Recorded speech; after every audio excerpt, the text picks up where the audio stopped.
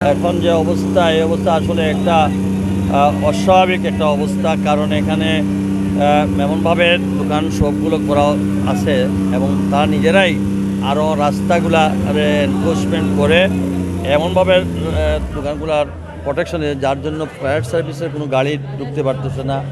Even এমন electrical তার এলোমেলোভাবে তারগুলো আছে, এর মধ্যে এখানে পলিথিন, কাপড়, এরপরে আগুনকে সহায়তা করার জন্য অনেক দ্রব্য এখানে আছে।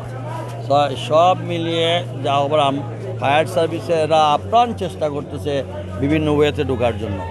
তারপরে তারা না ঢুকতে পেরে তারা দাদা স্কুলের ভিতর দিয়ে গভর্নমেন্ট অন্যান্য সাইড থেকে ঢুকছে। তো আমার মনে হয় এরপরে আমরা আশপাশের ফায়ার সার্ভিসের যতগুলো স্টেশন আছে তারা সব স্টেশন থেকেই আসতেছে, নদী থেকে পানি নিয়ে আসতেছে। আমরা সিটি কর্পোরেশনের যতগুলো পাম্প আছে সব পাম্প থেকে আমরা ভাউচার দিয়ে পানি দেওয়ার জন্য। কিন্তু সবচেয়ে বড় প্রবলেম হচ্ছে যে পানিগুলোকে ওইখানে যে পৌঁছাবে সেই পৌঁছানোর দূরত্ব অনেক অনেক অনেক বেশি হয়ে গেছে। এর মধ্যে অনেক দোকানদাররা তাদের নিজস্ব মালামালটারে তারা সরানোর জন্য, সেভ করার জন্য একে অপরের থুজ করে, তাতে গিয়ে আবার প্রতিবন্ধকতা হচ্ছে। যাই হোক, সব মিলিয়ে আল্লাহ তাআলা যদি আমাদের সাহায্য করেন আশা করি। কিন্তু এইভাবে যে অবস্থা, সেই অবস্থা থেকে জগৎটালে আমাদেরকে পরিকল্পিত হবে। আমি আগেও বলছিলাম, লালদিঘি হকার মার্কেটটাকে আমরা যদি ব্যঙ্গে এবং সুন্দরভাবে যদি গাড়ি রাস্তাঘাট না থাকা হয় তাহলে কিন্তু এই ঘটনাগুলো ঘটবে। আর তাছাড়া সম্পূর্ণ অপরিকল্পিতভাবে কোনো ধরনের একটা মানুষও দিনের বেলায় ঢুকলে আমার মনে হয় কীভাবে ঢুকবে। আমার তো আজকে তো চেষ্টা করলাম আমরা পোস্ট অফিসের ভিতর দিয়ে, রাজা স্কুলের ভিতর দিয়ে, এখন আমরা রাজা স্কুলে অবস্থান করছি। এখানে জাকিরও আছে, আমরা ওই যে ফেরদৌস হোটেলের পিছন দিকে কোনো দিকেই যে একটা গাড়ি ঢুকবে এর কোনো। এবং এইটা আরেকটা ডেঞ্জারাস হচ্ছে, আল্লাহ না করুক, আল্লাহ আমাদেরকে সাহায্য করেন। এই আগুন যদি আরও তীব্র মাত্রায় হয় তাহলে আমাদের এখানে অনেকগুলো ব্যাংক পাড়া আছে, লালদিঘি বড় বড় দোকান আছে, আড়ত আছে, এই একটা লোকে ইন্টারকানেক্টেড আছে। কাষ্টগড়, মাজনপট্টি, এই যে হোল সিলেটের একদম নাবি বললে যেটা বোঝায়, এইটা কিন্তু আমাদেরকে এখন মাথায় রাখতে হবে যে এইভাবে করা যাবে না। একটার জন্য তো সমস্ত শহরের একটা ধ্বংসলীলা হয়ে যায়। এই হলো অবস্থা। তো আমরা চেষ্টা করতেছি প্রশাসন সর্বক্ষেত্রে যার যতটুকু লজিস্টিক সাপোর্ট আছে।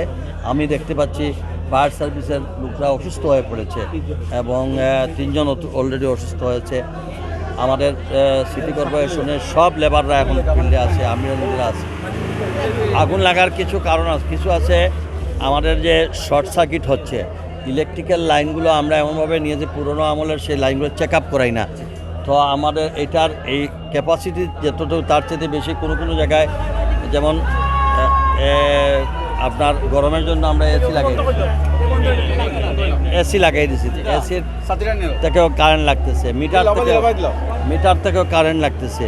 তো বিদ্যুৎ থেকে এইগুলা অনেক সময় শর্ট সার্কিট বলে। আর আরেকটা ম্যাক্সিমাম বিদ্যুৎ শর্ট সার্কিট থেকে হলো, এই যে আম্বরখানাতে যেটা হলো এটাও শর্ট সার্কিট থেকে। তো কাজে আমি মনে করব, আমি এদিকে সোমবার ঈদের পরে বিদ্যুৎ বিভাগকে নিয়ে বসবো যে আপনার শর্ট সার্কিট যেসব এলাকায় মনে করতেছেন সাসপেক্টেড যে এখানে পুরোনো আমলের তার বা এগুলা হচ্ছে, এগুলো চেঞ্জ করতে হবে। এগুলো যদি এখন ব্যাপারটা হলো সরকার কিংবা কেউ তো ঘরে গিয়ে প্রত্যেকের রুমে, আপনার ঘরের অবস্থা যদি আপনি নিজে না বুঝেন, আপনি তো বুঝতে হবে যেখানে যে আমার এটা অনেক ধরনের পুরনো জরাজীর্ণ, এটাকে আমি রিমুভ করা দরকার। সেটা না করে যদি উল্টা বিদ্যুৎ বিভাগের জানে না, আপনার লাইন টেনে বসে আছে। এখানে যেমন ব্যাটারি আছে, এই লালদিঘি এখানে ব্যাটারি আছে, পলিথিন আছে, আপনার কাপড় আছে, তারপরে কি মেসের গোডাউন আছে, বারুদ জাতীয় জিনিস আছে, সিগারেটের গোডাউন আছে। এই সব গোডাউনগুলো একটাতে যদি আগুন লাগে তাহলে দেখুন এই যা অবস্থা। ব্যাপারটা হচ্ছে আমাদের জনগণকে সচেতন হতে হবে। আমরা যখনই কোনো এই যে এই সাইডে মার্কেট যখন আমি ভাঙলাম তখন তো মানববন্ধন হয়ে গেল। কিন্তু আমাদেরকে আমরা যেই সরকারের পক্ষ থেকে যখনই কোনো কাজ করা হয় আমরা আলোচনা চালাচ্ছি, আমরা বলবো যে সহযোগিতায় আসুন, আমরা আপনাদের সহযোগিতা করি। কারণ এইভাবে থাকলে আপনার লাইফের, আজকে ওই যে আমাকে একটু আগে বলতে হবে জাকি যেটা বললো, আজকের সেহরি থাকার কারণে অনেকে উঠে গেছে, নতুবা অনেক ব্যবসায়ীরা এই দোকানের মধ্যে শুয়ে থাকে। আল্লাহ না করো যদি আজকে রমজান শরীফ থাকতো না, সেহরির অবস্থা থাকতো না, তত অনেক লোক এখানে মারা যেত।